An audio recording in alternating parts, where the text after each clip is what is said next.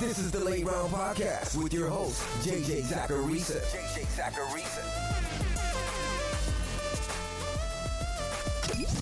What's up, everyone? It's JJ Zachariason, and this is episode 794 of the Late Round Fantasy Football Podcast, sponsored by FanDuel. Thanks for tuning in.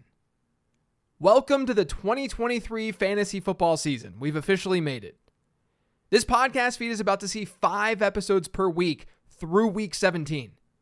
You've got this show, the 15 Transactions episode each Tuesday. Wednesday, it's the 10 Trends episode, where I go over some interesting data trends across the league. Thursday is the Sleeper Show, where I talk about players you might be able to pick off the waiver wire to throw into your starting lineup that week. And then Friday is a standard mailbag episode, and then Friday afternoon, so after the mailbag is out, that's when Late Round Perspectives gets released. 5 episodes each week, and there's even more content in the Late Round Fantasy Football Patreon if you're into that kind of thing. Today's episode, though, like I said, it's 15 transactions. Each week, I'll be giving you buy, sell, add, and drop recommendations. And remember, these are merely recommendations. You don't have to do them. I want you to feel empowered to make your own decisions. I'm not managing your teams for you. I'm just a guide. Or as I said in the newsletter this week, I'm your sidekick. I'm going to be wrong about a lot of these transactions throughout the season, but hopefully I'm right about a lot more of them. Hopefully the right far outweighs the wrong. Now, with that being said, let's get to the first transaction of the season. Sell Derrick Henry. Look, it's never easy making a recommendation to sell a good player, an objectively good player. And it's even tougher when it's Derrick Henry because I've been burned by Derrick Henry many times in the past. But there are some reasons to be a little bit concerned about the start to his 2023 season. We know that he's likely going to play an early down role for the Titans. Now, his target share per game rate did hit a career high 10.3% last year, but only 3 of his 41 targets came on third down in 2022. He also only had 14 targets when the Titans were trailing. And that could be a problem right away. Tennessee opens up their season against New Orleans. They're 3-point road underdogs. Then it's a game against a good Chargers team, followed by the Browns, Bengals, Colts, and Ravens. They might only be a favorite in one of those contests.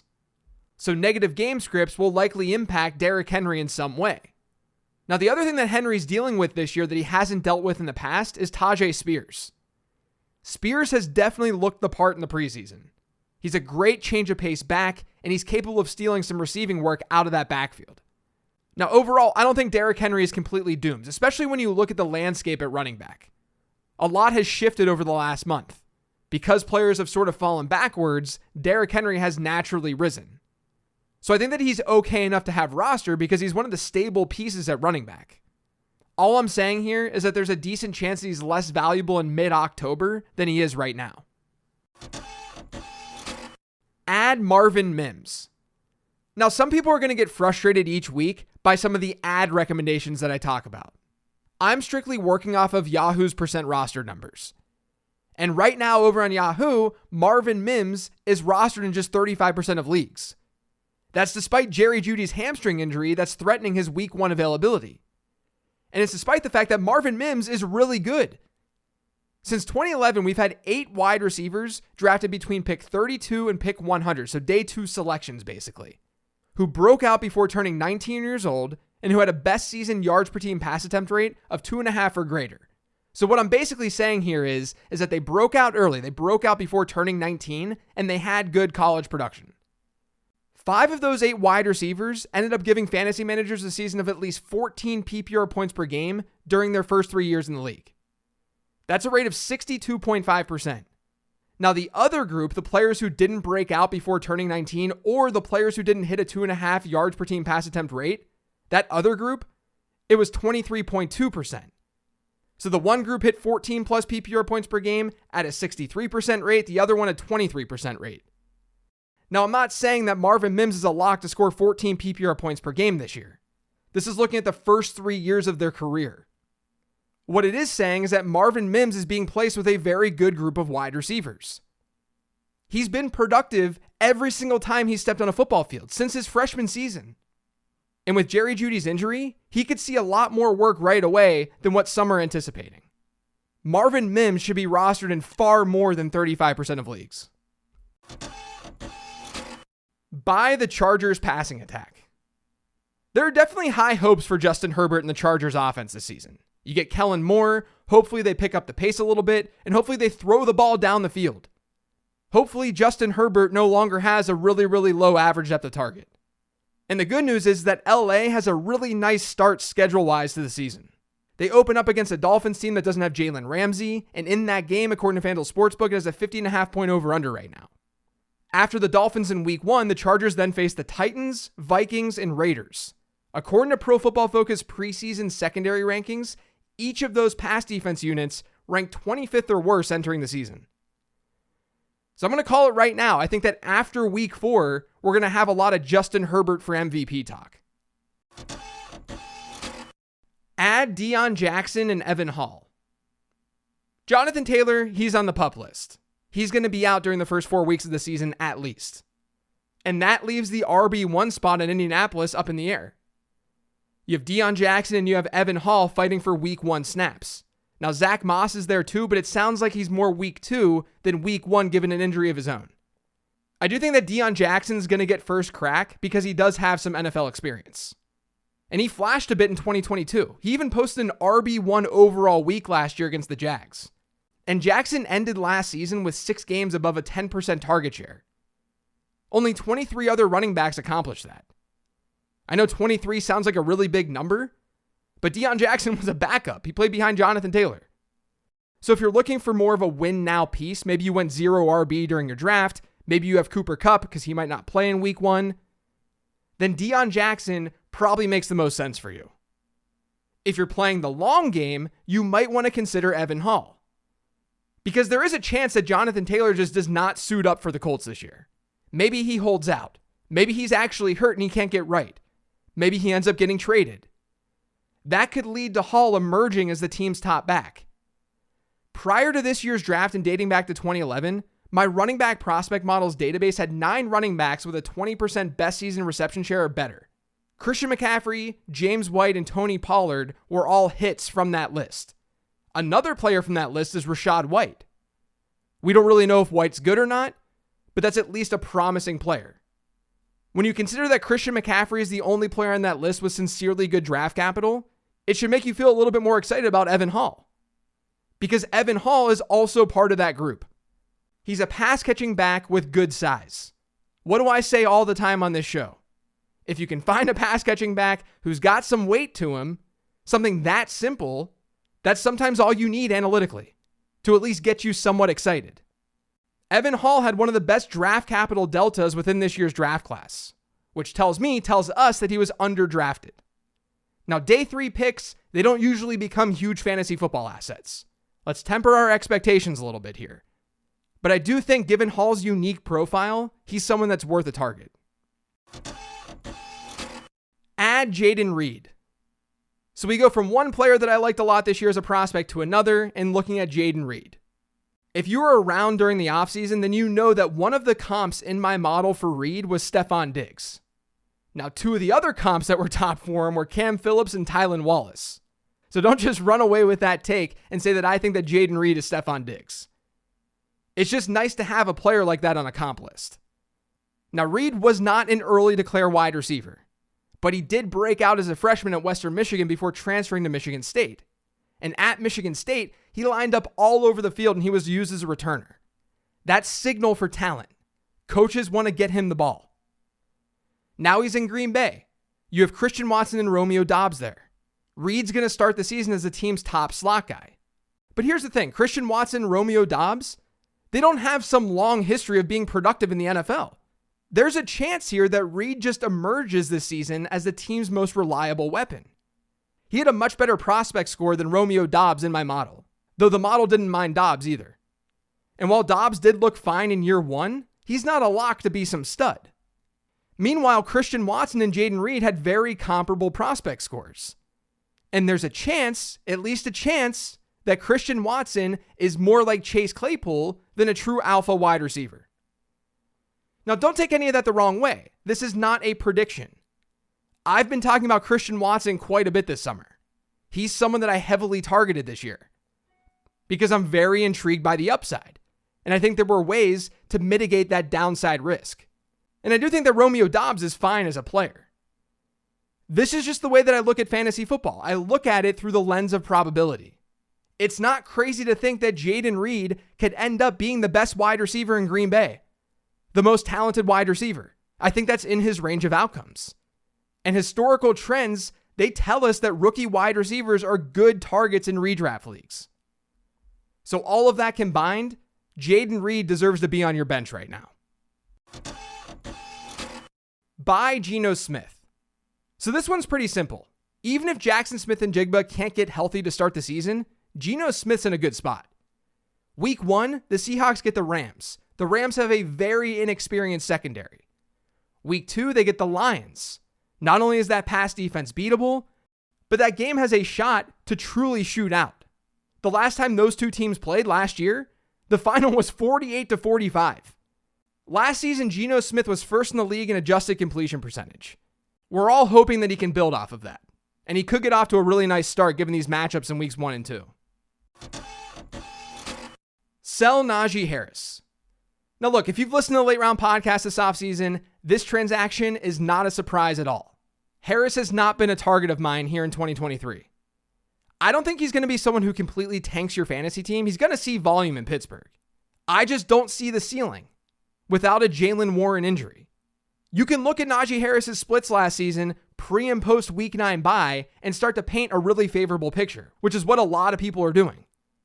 Before the bye, Harris was banged up. He had that steel plate in his cleat, and he was only averaging 10.9 PPR points per game. From week 10 through the end of the season, that points per game average shot up to 15.2. The problem is that jump was largely touchdown driven. His backfield share actually got worse from the front half of the season to the back half. And that's all because of Jaylen Warren. We saw Harris's running back rush share drop by about 10 percentage points, his target share by over a percentage point. Jaylen Warren's not going away. Now, I know that Pittsburgh beat reporters are talking about Najee Harris being the guy in the backfield, that it's still his backfield. I don't even disagree with that. That's likely true. But beat reporters don't care that targets are twice as valuable as rush attempts at the running back position in fantasy football. Because in one breath, they'll say that Harris is the guy. In the next breath, they say that Jaylen Warren is the third down back. To beat reporters, a lot of times, the guy is the guy who's seeing the most work on the ground. This is all precisely the problem with Najee Harris. There's likely a limited receiving ceiling in this offense as long as Jaylen Warren is active. And then if you look at the first 2 weeks of the season, the schedule is not that favorable. They get San Francisco in week 1 and then Cleveland in week 2. Those aren't the best fronts to face in the world. Add Roschon Johnson. So I talk about it all the time in the show, but you want to target ambiguous backfields in fantasy football drafts, especially late round ambiguous backfields, like we had in Miami and like we had in Chicago. Maybe it's Khalil Herbert who emerges. Maybe it's D'Onta Foreman. I don't think it's going to be D'Onta Foreman. But maybe it's Roschon Johnson. He didn't have good collegiate production because he played behind Bijan Robinson. But Johnson is a good pass blocker. And the Bears have asked Khalil Herbert to improve as a pass blocker because it's been a place where he's lacked. Whether the numbers say it or not, the Bears clearly want him to be better in that department. And Roschon Johnson can play that kind of role. Herbert's been awesome as a runner in the NFL. He just hasn't been that much of a pass catcher. He only has one game above a 13% target share across the last 2 seasons. So that could be a place where Roschon Johnson steps in and shows out and then gets more work as the season goes on. I do think the expectation should be that Khalil Herbert is the RB1, at least the 1A in that offense to start the year. But right now, Roschon Johnson is still available in 85% of Yahoo leagues. That's way too many for an ambiguous backfield like this. So go ahead and add him. Add Ty Chandler. Alexander Mattison, he's in store for a lot of volume in that Vikings backfield this year. The biggest question is, will it last? That's one of the biggest questions in fantasy football this year. I sent a newsletter about this earlier this offseason, but there aren't a lot of recent examples of a veteran running back stepping into a big role like this and then thriving. We have a lot of failures. A guy like Toby Gerhart or Mike Davis.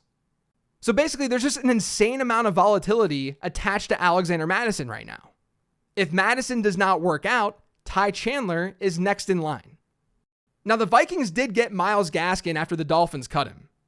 So I think that Gaskin's actually someone to watch here too. But Chandler is intriguing. He compared favorably in my model to Elijah Mitchell coming out last year. He's got more burst than Madison does, and he could end up taking some pass catching work even without Madison failing.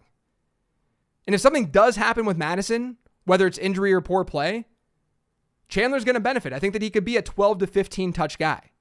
So there's a scenario here where Chandler's sort of this flex with upside type player. Sell George Kittle. Drafting George Kittle in best ball is one thing. You're going to get some peaks. You're going to get some monster performances. The problem is you're also going to get some valleys. Fantasy Life's Dwayne McFarland tweeted about this earlier in the offseason, but when the group of Brandon Ayuk, Christian McCaffrey, Deebo Samuel, and George Kittle were all healthy last year, Kittle was the one who suffered most. He had a sub 14% target share. I think a lot of people look back at that Brock Purdy, George Kittle connection, and they think that it was awesome and only awesome. After all, without Purdy, Kittle averaged 11.4 PPR points per game. With Purdy, that shot up to 16.3. He was basically the tight end 2 in fantasy football. The problem is that with Brock Purdy, George Kittle scored 54% of San Francisco's receiving touchdowns. That's not sustainable. There are going to be weeks where George Kittle goes off, but there are also going to be weeks where the other 49ers weapons, they're the ones who are featured. You combine all that with his leg injury that he's now dealing with, I'm out on George Kittle in redraft. Add Sean Tucker.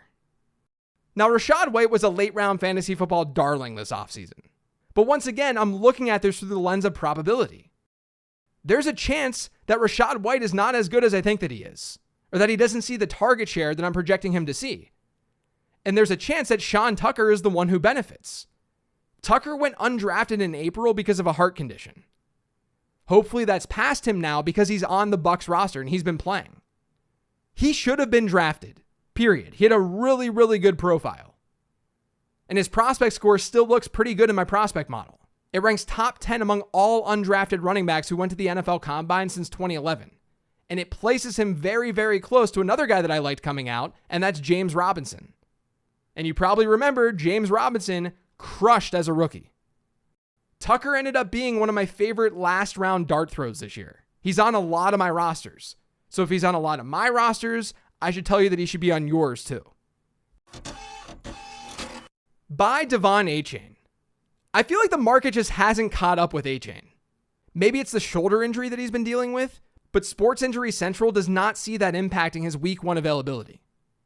Maybe people are down on Achane because of his size, and trust me, I get it. I did a study this offseason on running back weight, and Achane's outlook specifically from that study is not favorable. But I've been talking about Achane a lot this summer, and what's been the consistent theme? This is the spot for him to thrive. This outside zone scheme that Miami runs has brought success to smaller running backs in recent memory like Raheem Mostert, who's 195 pounds, and Elijah Mitchell, who's 201. I know that Achane's a little bit smaller than that, but his speed is perfect for this system. And now there's less in the way of him getting playing time. Jeff Wilson's on IR. Raheem Mostert's 31 years old and he's often injured. Then you have a career backup in Savon Ahmed, and then an undrafted rookie in Chris Brooks. Right now is the time to get Devon Achane. Add Jake Ferguson. I think for teams that didn't go with an early round tight end approach, Jake Ferguson is a really good target. Among nearly 90 rookie tight ends since 2011 with 100 or more routes run, Ferguson last year as a rookie, his yards per route run rate was 9th best. And he was top 10 in targets per route run rate too. Those are both fairly predictive metrics. We should be looking at second and third year tight ends as possible breakouts. Ferguson checks that box. Dalton Schultz, no longer in Dallas. So Ferguson has a chance to find the field plenty. You might not want to start him in week 1 because there is some volatility there, but I think that he's a great stash. Add Luke Musgrave. Another tight end that you could target if you went with more of a late round tight end approach, Luke Musgrave. Now I know rookie tight ends, they don't work out in fantasy football. And that's true. But it's not that rookie tight ends can't be usable.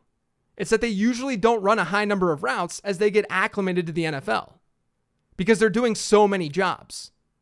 It's no surprise that 2 of the top rookie tight end seasons since 2011 came from Evan Ingram and Kyle Pitts. They ran the most routes at the position. Evan Ingram was a top 5 guy in points per game. Kyle Pitts was tight end 11 while scoring just 1 touchdown. Opportunity is still king. It's what matters most, not the status or the year of the tight end. And as it stands, there's no one in Musgrave's way in Green Bay. He is the tight end 1 in that offense. And not only that, in my tight end model that I haven't really released, I kind of released it, Dalton Kincaid and Sam Laporta are the only tight ends from this year's class better than Luke Musgrave. And since 2015, which is where the model dates back to, there's only been 14 tight ends that hit a 90th percentile score better in that model, and Luke Musgrave is one of those tight ends. So the talent might be there, and now the opportunity might be there too. I think that he deserves to be on your bench right now. Add the Seattle Seahawks defense. If you drafted a defense and you didn't plan for week 1, don't do that ever again. You should be thinking about week 1 first and foremost when you're drafting a defense during your fantasy draft. Now, if a team like New Orleans, who has a great schedule to start the season, Denver, who gets a great week 1 and week 2, or maybe even Washington, who gets Arizona this week, if those defenses are on your waiver wire, I prefer them over Seattle to have rostered. But don't overlook the Seahawks. They face what's likely going to be a Cooper Kupp-less Rams offense. They're 5.5-point home favorites. If Matthew Stafford hits a negative game script without Cooper Kupp, there could be a lot of turnovers and a lot of sacks. That's it for today's show, though. Thanks to all of you for listening. If you've yet subscribed to the Late Round Fantasy Football Podcast, make sure you are by searching for it pretty much anywhere podcasts can be found. And don't forget to follow me on Twitter, @LateRoundQB. Remember to also follow the Late Round Fantasy Football Instagram account. That's @LateRoundFF on Instagram. Thanks for listening, everyone. I hope you enjoyed the first 15 transactions episode of the season. I'll talk to you tomorrow with the 10 Trend Show.